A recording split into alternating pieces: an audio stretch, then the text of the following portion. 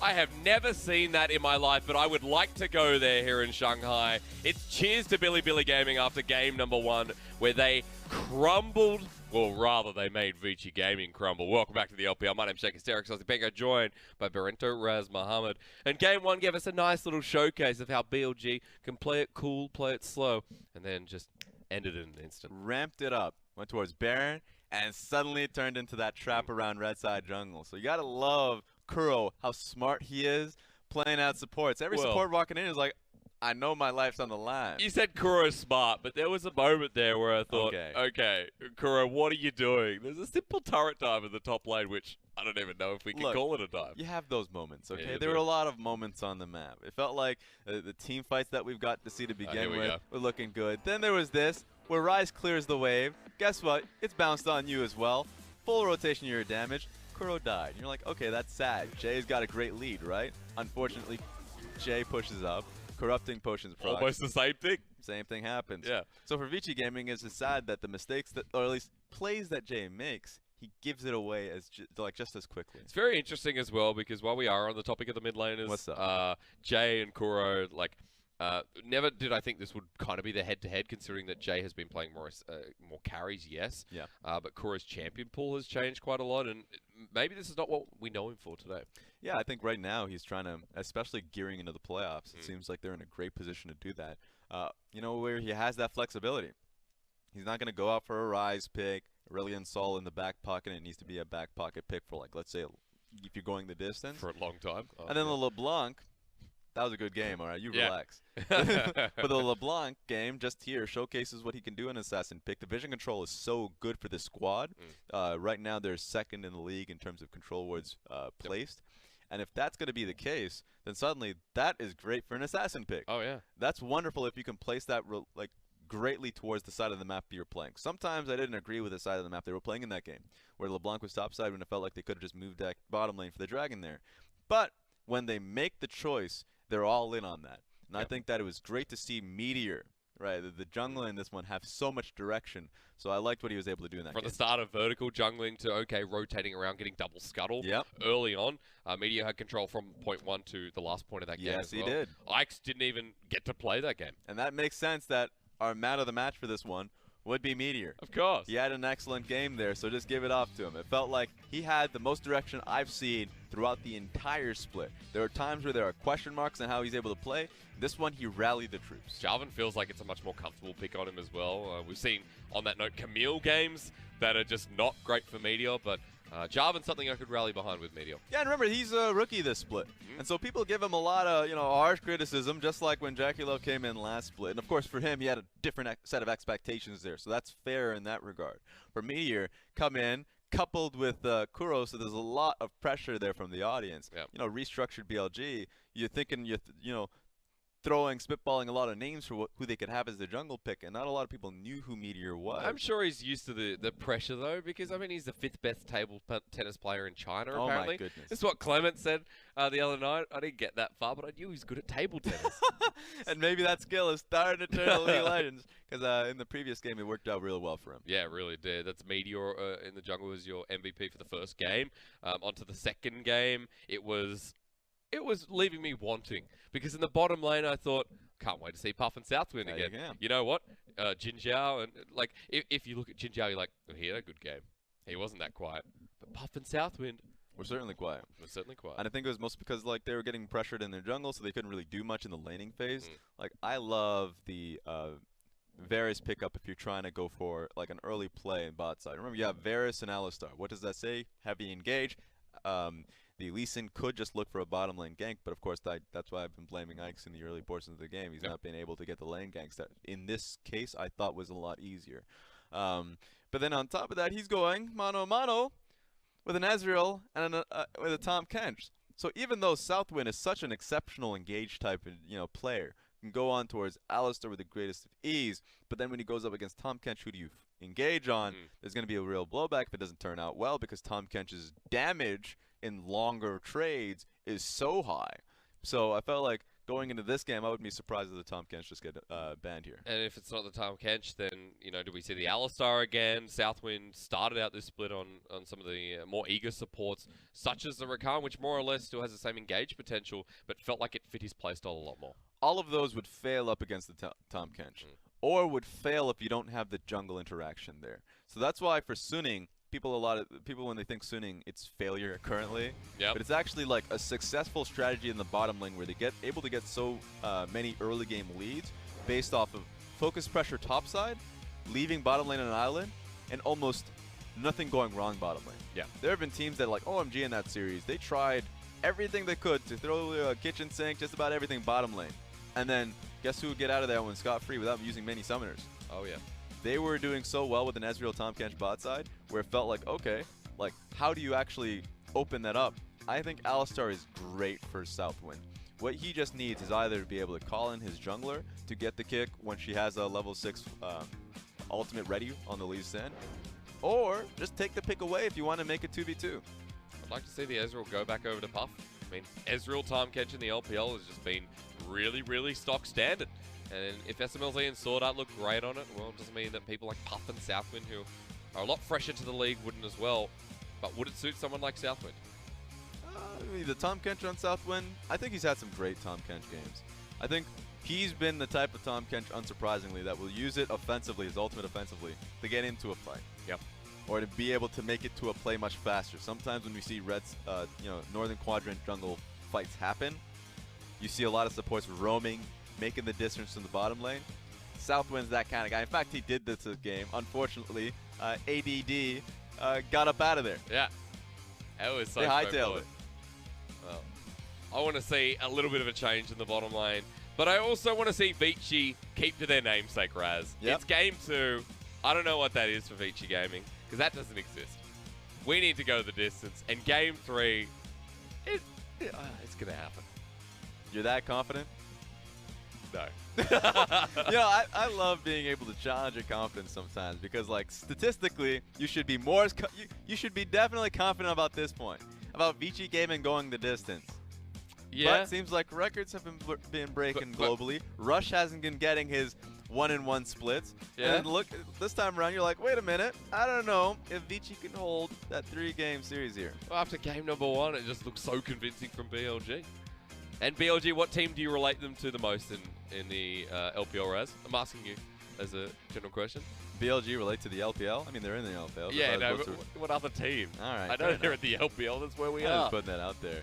I would say they would be closely related to RNG in the fact that they are pretty heavy team fighters. Bing has great vision control out there and team fighting 80 carry. There we go. Do you know what other team Vici Gaming couldn't take it to game 3? Who? RNG. The only team. Oh, no. They have not gone the distance. That's fair. Although we have stats, I have quick math again. Let's go to game 2. Oh. Guess who Vici Gaming doesn't want to deal with? Is it It's the Jace. Jace? Yeah, it's the Jace. Sandra's ADD was just so strong in that. Also not surprised that we see the LeBlanc ban, but for some reason by BLG after Kura had a very successful game. Of course, BLG being on the red side this time. Don't want to hand that first pick over to Vici Gaming. Ooh. A lot of this has been around the mid lane ban. So if you're already looking towards Zoe, LeBlanc, Cassiopeia, and Lissandra, you got to wonder what Kuro and Jay are going to be going towards. Now, Kuro is wonderful on red side, so the fact that he's now able to just go deep into his champion pool. Now, look, Akali on 9.2 is wonderful. I expect that to be ADD's pick. So we're going to have to see how they end up using that because Kuro still wants to be able to go on second phase and get his mid lane pick. Really annoying for an Urgot as well going into the Akali, so we'll see if that goes down to Jay rather than Chalitza playing a second game of Urgot. BLG have set themselves up for the first Akali game in a long time here in the LPL. It's either banned away or just gets mixed around. But Mini is just going to play Tahm Kench for a second game in a row. I wonder if the Lucian or if the Azrael is going to come through. Remember, Jay's a great Lucian player, but they still wanted to be able to pick up Ezreal so they can take away the Ezreal Tahm Kench that they had to deal with last game. Yep. Remember that Puck can also play the Lucian here, which has been a first pick priority of many teams. Interesting to go back to Vici Gaming and how they always prioritize the Urgot. They've now added Galio, which more than likely is a Galio support. And Galio's been great versus Tahm Kench, Alistar. He's just, the taunt can go through so much. And so if you're trying to channel the taunt, wait a little bit longer for the Tahm Kench to be holding on to whoever's in his belly, you can follow through. So I like this option and immediately coupling it with the Jarvan. Oh yeah, if you don't want to play the Camille, do the Jarvan. It's pretty much the same. We're all in, baby. BLG, while they see Vici going, we're going to actually just fight you. BLG decide, we're not going to fight. We're going to play safe again. I think there's still a huge threat to Jin Zhao and Mini here with a Jarvan pick. Cataclysm can do so much to just nail down Jin Zhao and force him to fight. So either that or he has to flash. There should be a lot of bot lane pressure here. Knowing that Vici Gaming are going to have a difficulty in being able to get on top of Akali, then they should immediately segue that to either mid lane pressure or bot side. You'd expect that after the Ezreal and Tahm Kench have been played 2 games in a row, that this time Ike's is going to say, all right, let's actually visit that bottom lane. Different pick for him as well. This is what he got clubbed with in game 1. The Urgot is still a flex here.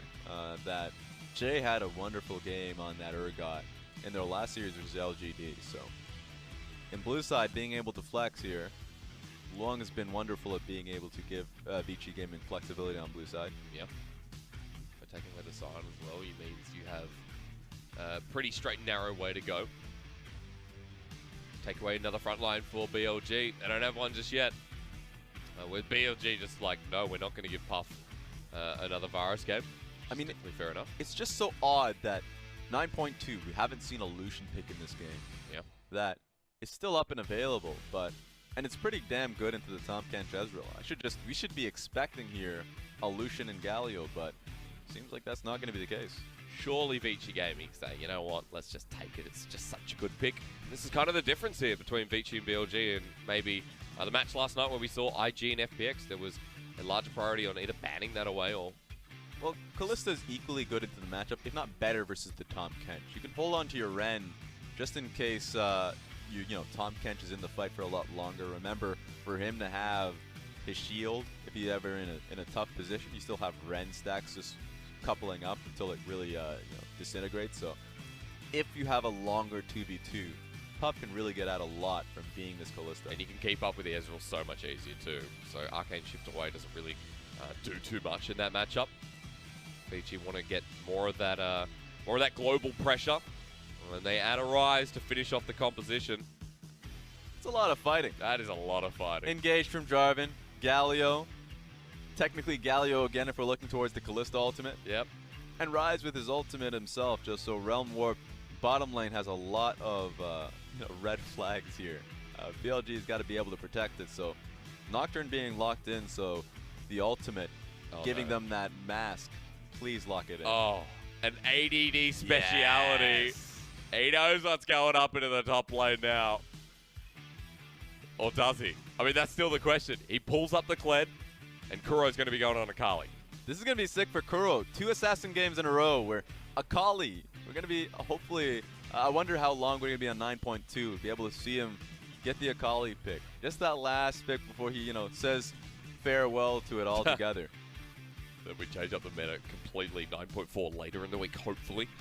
But the Kled, I wanted to see a lot more out of, the bottom lane this game, Raz. And I think for Puff and Southwind, I got a bit more of that. The Kalista definitely is a bit of a good transaction for me for Vici Gaming. What are you worried about? I don't know. So you're saying you got exactly what you wanted? I got what I wanted. Okay, and now, why am I still empty, Raz? I mean, there's an Ezreal Tahm Kench, so that's always the side that's face. it. Extra bit of protection. But I feel like I still get that payoff because I have an Akali and Kled on my screen. So if I'm looking at this game, going into a game 2, I see some great action with the Akali, Kled, and just think about the composition BLG wants to employ. Yeah. Nocturne ultimate straight through bottom lane, coupled with the Kled. If we see ADD roaming quite frequently on that's the thing, you won't see him. You literally won't see him. That's the combo. Yeah. And he's going to be running you down. The one thing you will get to hear is Kled's ultimate, just as he screams, charge. You hear 2 screams. You hear paranoia. You then hear the massive charge coming at you. You don't know where to go. So if they get the push on bot lane, top lane, that is, if Chalitza has to deal with an early gank, or if he's trying to freeze underneath his tower, just anything that gives Kled the excuse to go through mid or go through bot, ADD will be able to take that. And it's a great composition that you can just run down if they have priority in some of these lanes. This is a big if. BLG needs to fight for it. Fight for priority bot, mid, and top. Well, you have a jungler that wants to be able to get to level 6. If all of those come in the favor of BLG, their composition is so nice. Yeah, but it's an if at this point as we jump into game 2. It is an if BLG can silence Vici Gaming from their 3-game streaks. Let's find out. All right.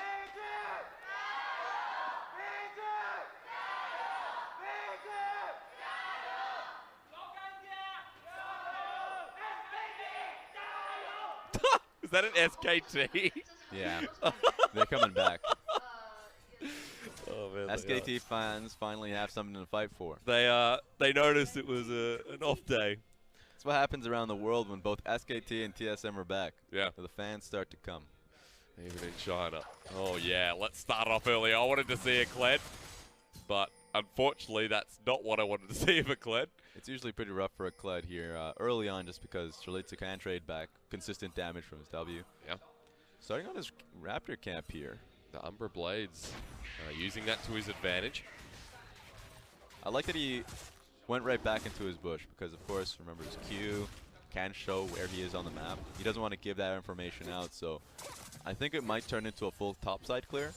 We'll have to see what Nocturne has in mind because, remember, 9.2, the experience kill on a lot of the junglers puts you far behind. If you're a level 6 jungler, then you lose quite a bit. So the fact that Nocturne is going to go for a full clear topside base, look for full clear bot, I think that's his best option. Could be pretty soon that we see Ike's actually make an appearance into that jungle as ADD almost gets demounted this early on.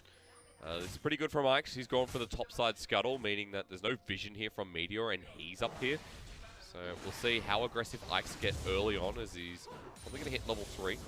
Or at least get close to. I don't think ADD should be too concerned because Meteor is going to be on that side of the map. And on top of that, he's going to be underneath his tower. So he'll be fine even if he gets demounted. Unless if Jarvan wants to find a top lane dive with Ryze this early on. Some teams have done that, really committed to the play. But since there's so little damage on the map, even if he's demounted, he has a pretty good opportunity of just remounting in the skirmish. I mean, the only annoying thing is that demounted Skull has like 290 movement speed. Yeah. So it's the slowest thing you'll ever see. Feels bad. I think he's okay for now. Still has Skull up and available. Has actually regen some of that as well. Curious as to what AD did. I didn't see if it was Inspiration second. Well, actually, wow. I didn't even call for that. Thank you very much to the China side. Got what you wanted.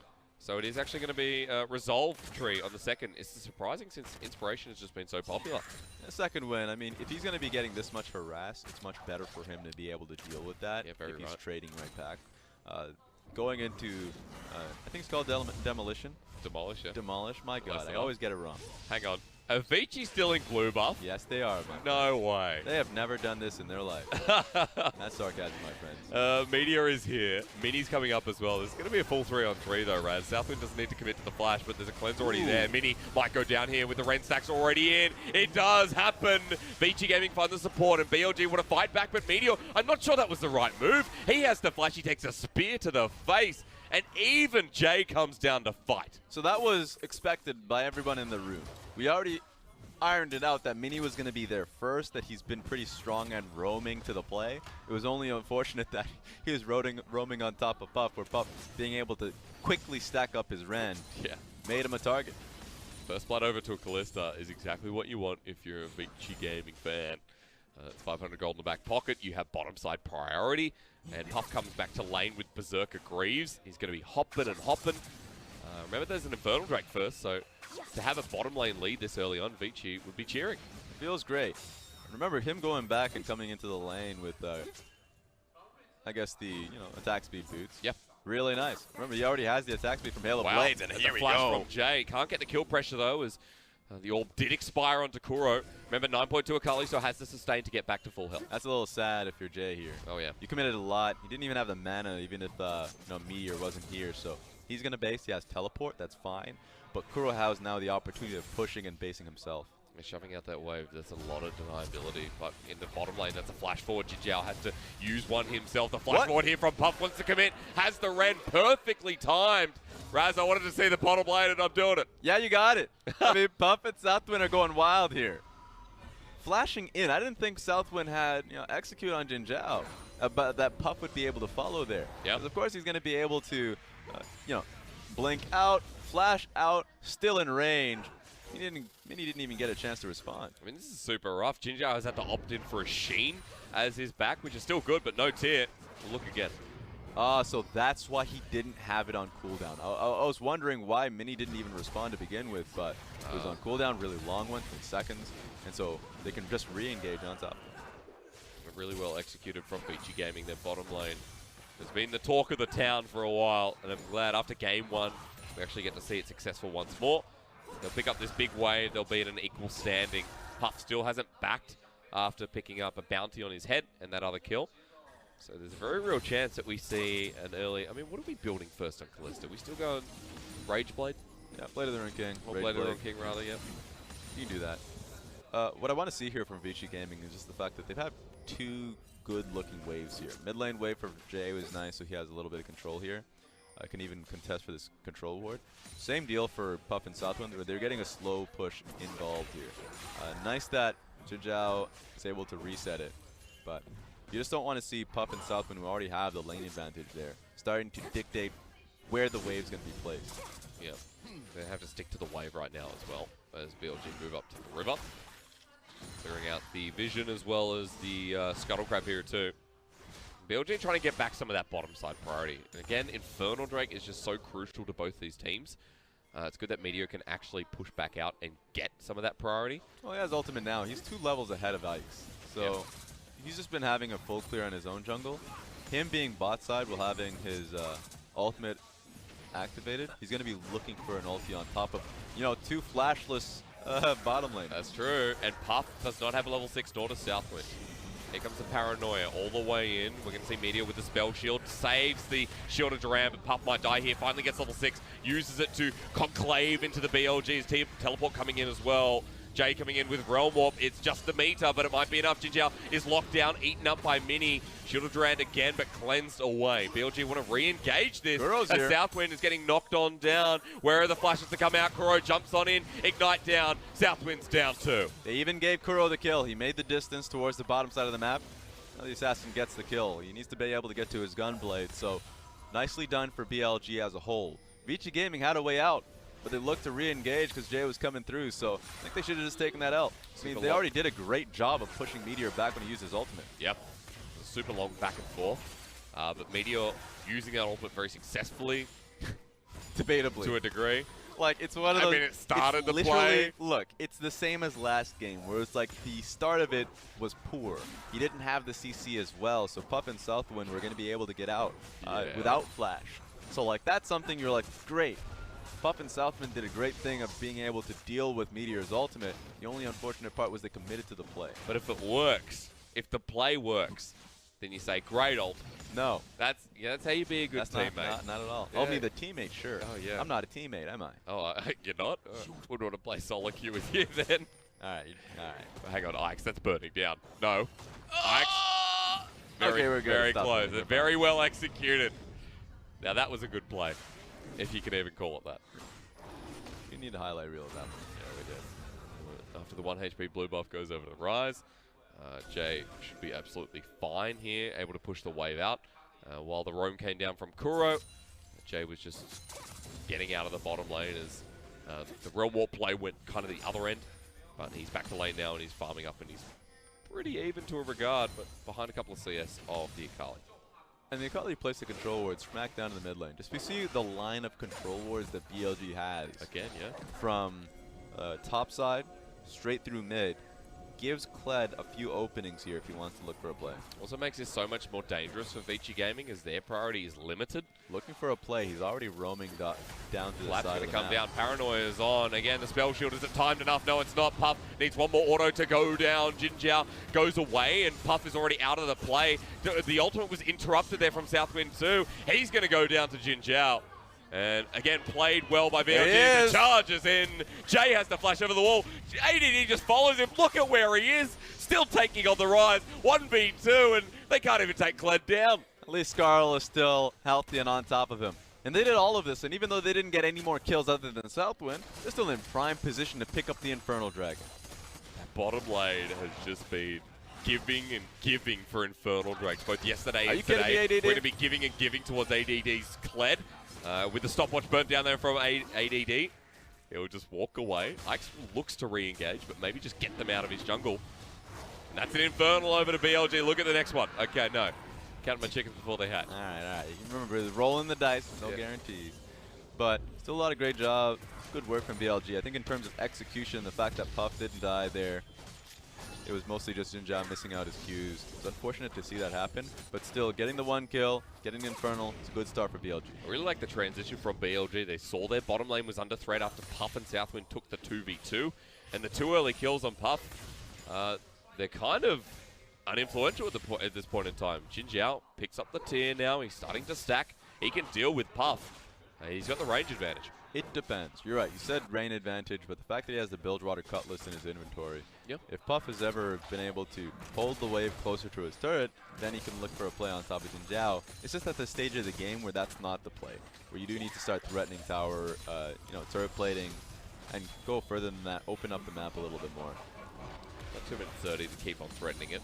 The bottom lane has been continuously pushed up since Puff picked up those kills, and still isn't able to pick up the Blade of the Ruined King, which could be the massive difference here, as Jinjiao has now found himself with an Iceborne Gauntlet. So Ezreal again, a very safe lane as we've been shown.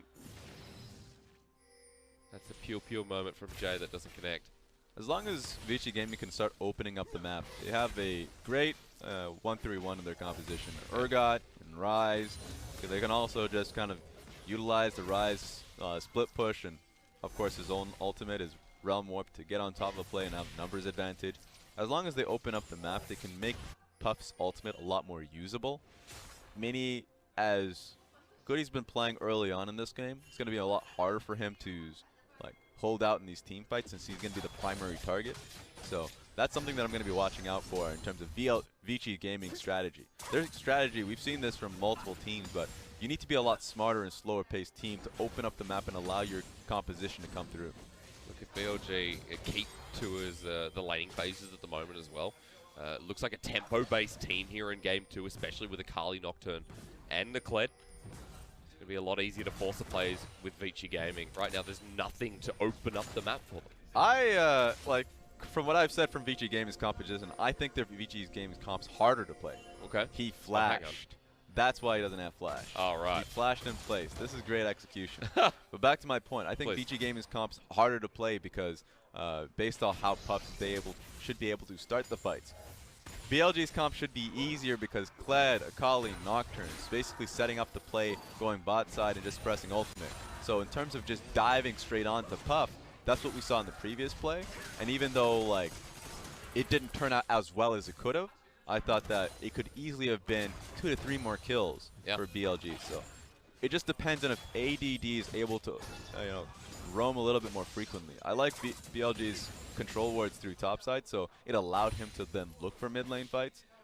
We'll have to see if that's something they continue to do. Ultimate backup and available for ADD too, but that is very unfortunate about the flash, because as a Kled, you want to go in further. Yeah. What does flash do? Get you in. And ADD, no one saw that though. No, we all saw it. No, well, Vici didn't see it. That's fair. And that's all that matters. Turret plating, as you can see there, is falling down too. And not much actually picked up. A bit more of I guess, a stable laning phase, which, is good for both teams because we wanted to see better laning phases, and I guess this is what you call it, as Rift Herald gets started up. Remember, 3 stopwatches here from Vici Game. 4, actually, so they want to be able to pick up this fight. Difference is, though, there is a double smite here as charges coming in. They're in a choke here as Vici Gaming need to find the fight immediately. Started up, Akora just runs through. It just is so easy here for BLG. With the Heroes Entrance back from Southwind, Rift Herald gets picked up by Meteor. What a sneaky steal from the jungler of BLG, and they even get a kill on top. That's insane.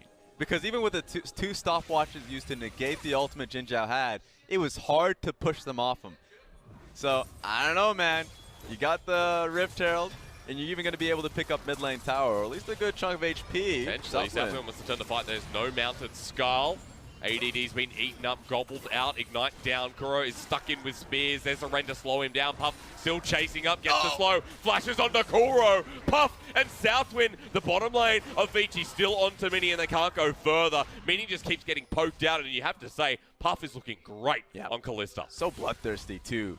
He knew he had to kill on Kuro. Got the slow, and even with Mini slowing him down, wasn't perturbed. So he doesn't have flash. That's the only thing you can ding him for. I think he needed to use flash to get the kill, and now if he's looking to the play, you know, the future plays, he's gonna see a few people running him down in the future. So that's why he needs to keep himself as safe as possible. He is so far ahead at the moment, but right now Meteor and ADD has been gunning for him. Yeah, it's also peace of mind that Southwind is beside him a lot of the time too. Yeah. Like you seen that last fight, it was more about Southwind getting caught out, but rather saving the rest of the fight by ulting into the back line of Puff, making sure there was absolutely no follow-up. That's why we should be seeing a lot more defensive Galio ultis. Ever since the you know, invisible resistances that Galio gives his teammates has been nerfed away. We've been seeing more, I guess, incentives to use Galio ult offensively, to be able to pick a fight. If you have a Nocturne on your team, not this game. If you have like a Jarvan on your team, this is the game, you can go with Jarvan with you. Yeah. Then you can set up for a play, but I think based off of what BLG is starting to throw at Vici game, you need to keep Puff alive. Your backline is so strong, and there are so many dive threats that you want to be able to allow him to kite away from. So expect Southwind to be taunting defensively to give Puff more time to, you know, free fire, and to press ultimate if anyone gets on top of him. This will help him quite a lot though. This is a Cloud Drake. Puff's going to be skedaddling all over the place. I love the double rend, or double smite. And with a double cloud actually coming up for Vici Gaming. It's no Infernal. Oh, hang on. There we go. We're going to see the Fates call mid again. Mini the target here, but they've also found Jinjiao. Do they turn their focus? Not just yet. Jinjiao getting poked on down. Rend available. They're onto Puff. Might have been caught out. Too far forward. The 80 carry drops for a big bounty to ADD as he gets demounted and eaten up. Mini saves the day again, but the Dragon Flag back on in. Mini underneath the Cataclysm. It's a big fight for Vici Gaming, but they're getting cornered as Kuro now joins in as well. It's an absolute collapse. An absolute wash. Chalitza gets targeted in. Watch as the Akali waits, but doesn't go anywhere near those shotgun knees. Big one here for BLG. Bro, some low HP targets. The reason why Ike's thought he could double down on the play, even without Puff. But you could see how much they rely on him. No Puff in the fight, and there was no execution. Chalitza didn't even, you know, get an execution based off of his ultimate, which is probably the main reasons they had to back away there. Really rough as well, because you knew that Jinjiao and Mini were going down if BLG couldn't respond to that dive. So disheartening there. You saw what Puff did to be able to get the kill down, and Kuro used his own flash, and that's the payoff there for BLG. They can respond with these plays. And having the TP getting right behind him too. There's no escape there for Puff, so Puff needs to keep better, you know, care for himself. Yep. We'll see how Puff felt very ambitious with this play, but rightly so. So they thought they can get an insta-kill on towards Mini, even using his E super early on, just because they thought they had him CC locked. That wasn't the case. Yep. He instantly dies because of the reaction BLG had. And then look at Ike's doubling down here. You still have Jay, so you're like, we have the damage here. If you just look towards how Chalitza is playing this fight out, he realizes that Kuro's behind him, and then he has to play out immediately and that he's in the wrong position. That is all because of the control ward that's placed on the left side of the screen. They had no vision, no eyes on where Kuro was. He had already pushed out the top lane when he was making his way. So really key to the fact that BLG, with their priority around vision, a lot of intelligent plays with these fights, and a team that's just come together for this split. You see they're getting smarter with their plays as well. That's the difference. You have vision, you can play around some of that information, but the coordination isn't always there.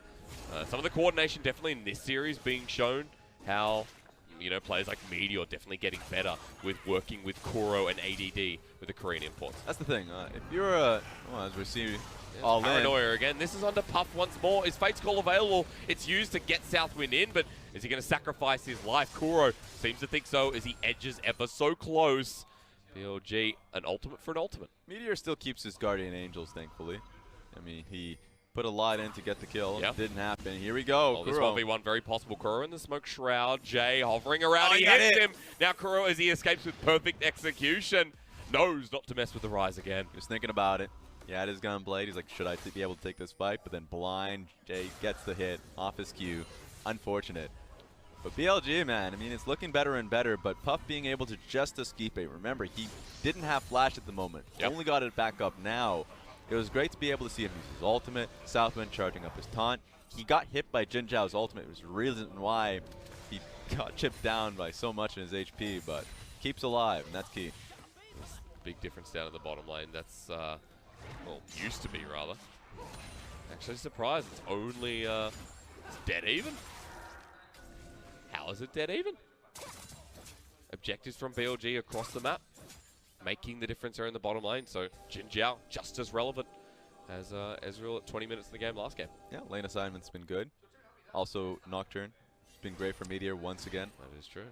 You have another repeat performance from Meteor where he's able to come in a lot more consistent, to the point that you were making. I think that I always feel like a great jungler is made if he has coordination with his laners. This time around, ADD. See, Chalitza is actually waiting for ADD to go into Skull form, or Kled form. Fear Beyond Death is available. ADD playing this very close. I'd be scared if I were you. But Chalitza doesn't make the dive happen. Meteor's coming down. Spooky Ghost. Could be calling for it. Massive things here. Here comes Paranoia. He dives head first. Scuba dives into Chalitza. The Abyssal Voyage in as well. They just want the top laner of Vici Gaming and they get him.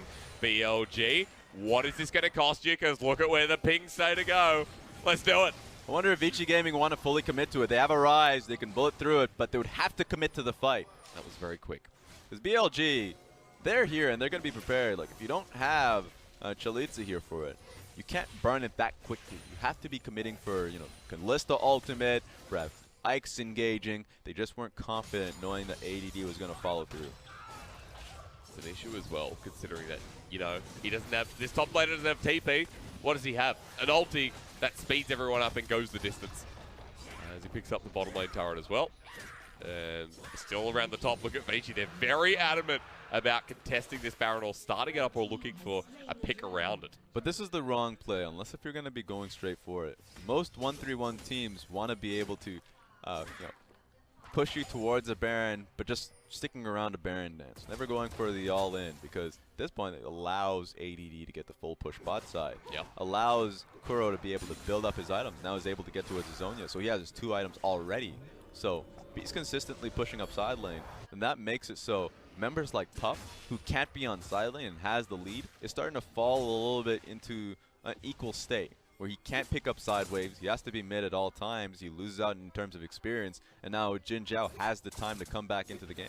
Puff is at his 2 item spike right now, and for Jay, he might not be at his spike, but he's still willing to take the 1v1 with Ike's influencing it into 2. Kuro escapes for now. The Dragon Flag out again. Kuro back in. Smoke screen, the turnaround from BLG. They've got the jungler of Vici Gaming. Now Jay has to outplay his ADD coming in and is so darn tanky. The True Shot Barrage helps with that too. The hero's entrance and Puff on the side by himself. The AD carry of Vici free hitting, and they can't get to him. In front of Southwind. Puff nails himself into a corner though. Not good positioning of the AD carry of Vici Gaming. Kuro says see you later again. And although Chalitza gets a Fear Beyond Death, a true blown ace by BLG. Puff just doesn't do enough damage this early on, and if Jace and Ikes are going to get blown up before the fight even starts, then what front line do you even have? It was just tough for Vici Gaming. They thought they could get a pick on Kuro, but he had perfect execution. He had the ability to hide within his own shroud. It was a huge gambit. Kali's just such a big threat. Ezreal's a threat. Of course, every single member of that team is out for Puff. And when he dies, so there's part of the legacy of Vici Gaming here in this game too. 8k gold lead, the Baron buff at 24 minutes.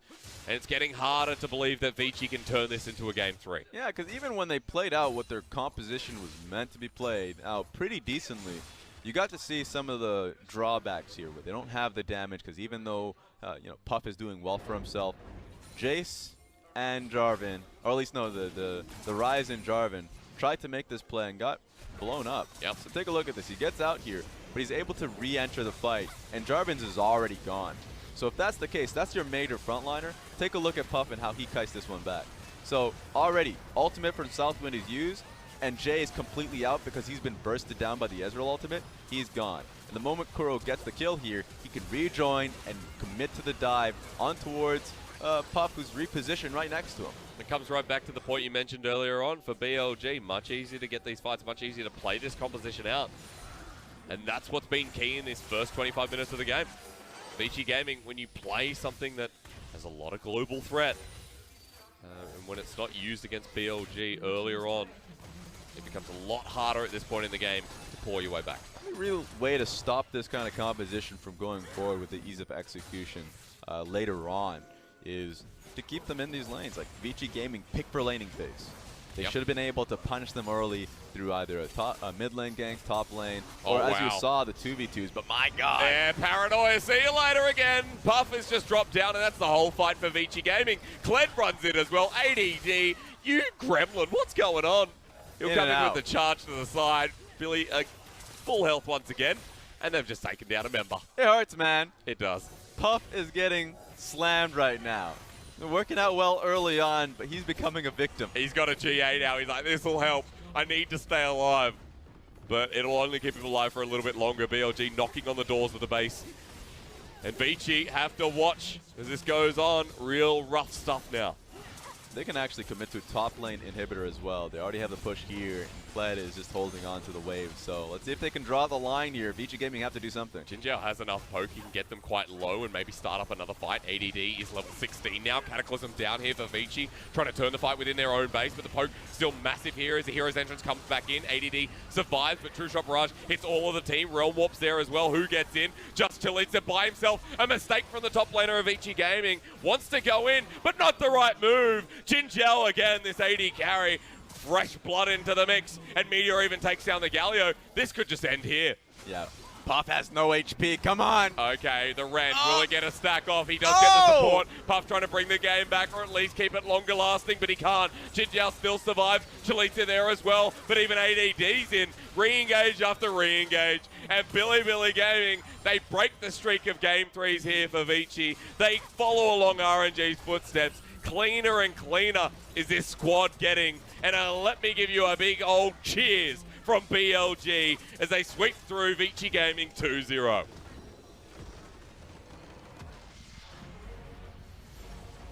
There you go, man. Not only did they showcase that the team plays there, vision controls there, slower play, sure. We expected that. Individual performance there from Kuro was outstanding. Yeah. Comes out with the LeBlanc, then with the Akali, and he put in some numbers. Jay couldn't keep track of him when he was on the side lane. They put in 2 members to be able to deal with him. Not only were BLG members clued in on that, so that turned into the battleground, but he held on to him. He's like, 2v1, I'm fine with that. That was such a strong performance from Kuro, and of course, whenever you see ADD's Kled, you tune in, you get to see if he's able to be able to clue into the map, and I think that ADD on his Kled, I wonder if he gets MVP. I think it's going to still go to Kuro. Okay. But he was so strong to be able to get out of the laning phase and set up for these bottom lane dives that we wanted to see. BLG, they look happy. The work's paying off for them. The start of the split, what were they pitted as? In top 18 potentially. Yep. The roster had a couple of star names when you look at Kuro especially. ADD, a lot of people discounted after his performance on MVP. But here on BLG, he's been getting better and better by the week. They're referring to the ceiling that BLG had. Yeah. Individual ceiling. They look across the map. It's a Jinjiao's had his moments throughout the years, but he's never come out strong, standing tall by the end of the split, by the end of playoff time. They said the same thing for Kuro, even though he's had that veteranship experience, but that also means that they have the history. They could look through the books and say, oh, we looked through Worlds, you didn't get the job done then. Same goes for every time you're in a Freak of Freaks at a playoff performance didn't work out. But things can change, and it looks like for BLG, it's been getting better and better, and Kuro's been using this as his training ground to get into these strong assassin picks. Yeah, it's good to see the change in play style. Even the Kled coming out in that second game over to Jinjiao. There's a lot of damage, but I don't even care about the damage. I'm glad that we're talking more about Jinjiao. Hidden behind the veil of LPL ADCs, it feels like, and moving towards playoffs. Maybe he heads up, whatever a veil is. Yeah, he's looking better. He's looking stronger. He's happier. Yeah. I remember at the beginning of the split, unhappy that the team was changing around him, no longer working with Road, long-standing support. Amazing J had left towards RNG. At that time, he said that he was taking a hiatus. Little did we know. But for Jin Zhao, this has been the most successful we've seen him individually. I know I may have made it to Worlds. They look so strong as a team. But at that point, people were looking more so towards like an Amazing J and how their team fight's been forming out. And I think that this time around it's the same case. But I think Jin Zhao has been shining a little bit more earlier on in the game because he's able to fly. What did we say at the start of the split? He's been working around that anime remake of BLG. That's true. For Vici Gaming, still the developmental squad, though, and we do have to touch on them because there was still that expectation that they were getting better as a squad, which more or less is still happening, but within the realms of that series there. A bit of a struggle for adaptation. Remember, everyone's getting better, and that's what the ruse is. Because, like, Vici Gaming are getting stronger and stronger. That's the case. That's a fact. But not only is the individual talent for the rest of the map capped, but in terms of how they're improving as a squad, I don't see their vision control improving as a team. I don't see necessarily Ike's making the better calls early on in the game. I think the moment you saw their bread and butter moving in towards blue buff get called out, technically they worked there. They got the kill, and you know they were able to net a bigger advantage off that. But that was not suddenly they couldn't do it again. Like BLG had already been able to push out through mid and bot side again, so it was like no longer can we go and move in towards the blue buff, and that's been their major playbook, the one-page playbook. Right. It worked against Suning in that game they won. Fair, but then they didn't win the series. That's right. And so like that's the major issue that they have here is that I think they need a larger playbook, being able to just nail down the fundamentals, while at the same time, if they can't buff up the individual players in Chalitza and Jay, then what they can do is be able to play a style that really is catered to Jay. Now, this composition, you can say that was the case. I think the way that they're playing the Jarvan in these instances are like they're more far forward looking. There's not a lot of protection. I would like to see the Tom Kench a little bit more there for Vici Gaming. So if they can draft a little bit more protection there, like SMLZ gets protection drafted for him. Like at times you can see other people get that protection drafted for themselves. I think that would be a good call for them going forward. I would love to see old RNG style potentially for Vici Gaming. Keep it simple, play around a player like Puffin and Southwind as well. We'll take a look back because up towards the top fight, that was the kind of groundbreaking moment for BLG to take control. This was another mid lane starter here, Russ. This is beautiful. This is when you start to look towards Kuro and say, my God, he's getting better and better. Because not only was he able to buy for time, re-engages and gets the execution on towards Ike's. And then look at how he plays the rest of this fight. Because a lot of it had been focusing on how Puff is being able to like kite back ADD. But Jay can't re-enter the fight anymore. Because Kuro's like, alright, well I'm just going to eliminate you. Even flashes, gets the passive proc on him. And then rejoins the fight and finds an AD carry right next to him. So I think Kuro was the reason, the beginning point of this fight and the end point. Good to see Kuro on Assassins. Like this is such a star mid laner that maybe another good example of a player that could have been drowned out this split by the mid lane talent pool that we still have, rising to the occasion, much like Jin Zhao. Well, like in terms of mid lane talent pool, like keeping it to that discussion, because like remember a few mid laners coming into like Maple was in that discussion as well. He was, and like for Maple, it seems like he's sinking a little bit in the huge talents coming through. But for Kuro, I had a lot of faith in Kuro because during the regular season, he had that much strength in the LCK where there was competition at that point.